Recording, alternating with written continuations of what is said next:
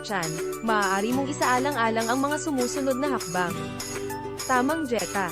Kumain ng masustansyang pagkain na mayaman sa prutas, gulay, at whole grains.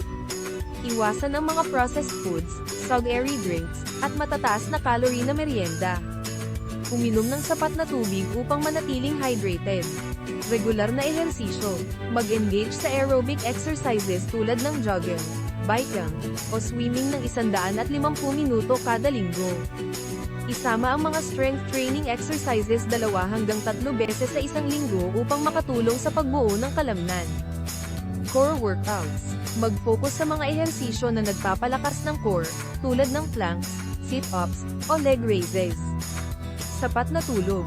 Siguraduhing nakakakuha ng sapat na tulog upang mabawasan ang stress at hormonal imbalances. Pamamahala sa stress. Mag-practice ng mga pamamaraan ng pagpapahinga tulad ng yoga o meditation, sapagkat ang stress ay maaaring maging sanhi ng pagdagdag ng timbang sa tiyan. Pag-iwas sa alkohol. Limitahan ang pag-inom ng alak, dahil ito ay maaaring magdagdag ng mga calorie at magpataas ng taba sa tiyan. Palaging magandang ideya na kumonsulta sa isang healthcare professional o dietitian bago simulan ng anumang bagong diet o exercise program.